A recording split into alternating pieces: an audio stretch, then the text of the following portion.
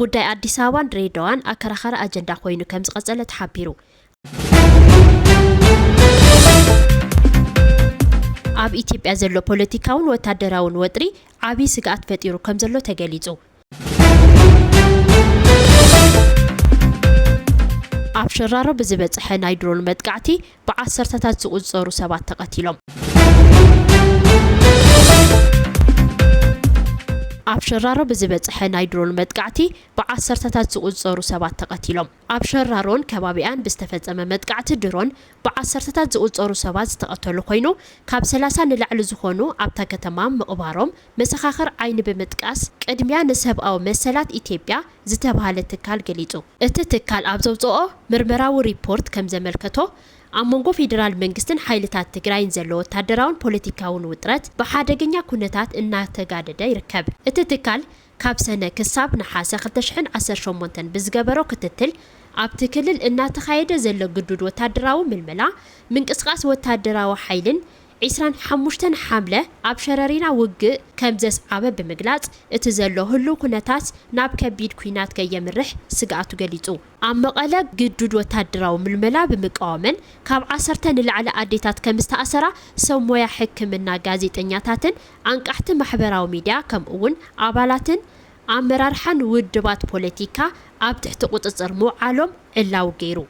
ኣብ ትግራይ ዝካየድ መጥቃዕቲ ድሮን ዝቀጸለ ኮይኑ ትማሊ ኣብ ከባቢ ራያ መጥቃዕቲ ድሮን ተፈጺሙሎ ብሓፈሻ ኣብቶም ዝሓለፉ ሒደት ኣዋርሕ ኣብ ከባቢ ሸራሮ ጥራይ ዓሰርተታት ሰባት ብድሮን ከም ዝተቐተሉ ጸብጻብ እቲ ትካል የረድእ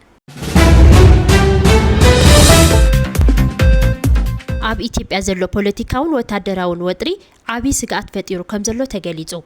ኣብ መንጎ ክልተ ዘይተረጋግአ ሃገራት ትርከብ ኢትዮጵያ ኣብ ውሽጣ ዘሎ ፖለቲካውን ወታደራውን ዘይምቅድዳው ናብ ዝኸፈአ ኩናት ኣምሪሑ ናብ ዕናዊ ሓደጋ ከይተምርሕ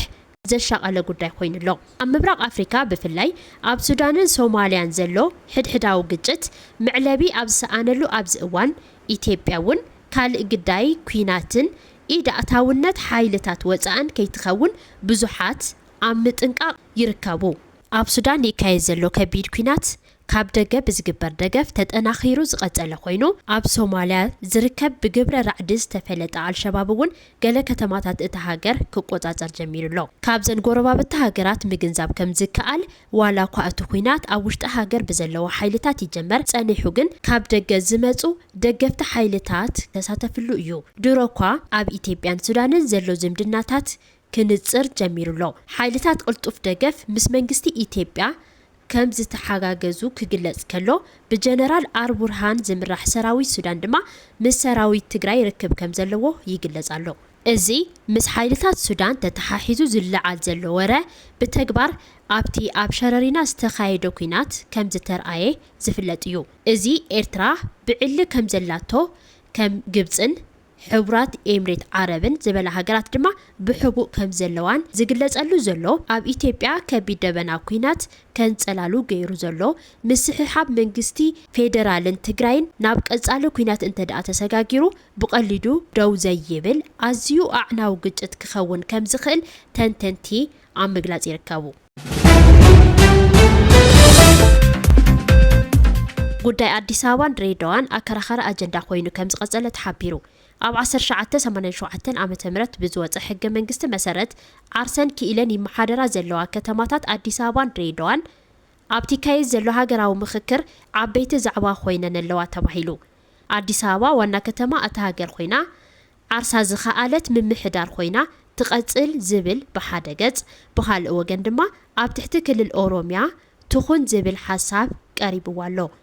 ከተማ ድሬዳዋ በተመሳሳሊ ሶማሌን ኦሮሚያን ናተይነት ሕቶ ዘቅረቡላ በመዃና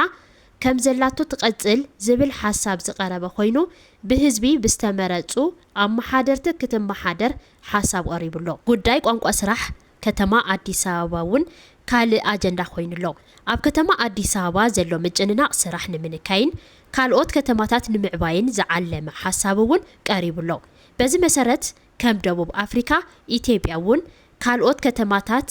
ከም ዋና ከተማ ጌራ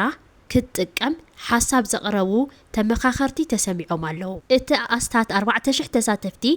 ከም ዘለውዎ ዝተገለጸ ሃገራዊ ምክክር ንሓደ ወርሒ ዝጸንሕ ዘተ ኣብ ምክያድ ይርከብ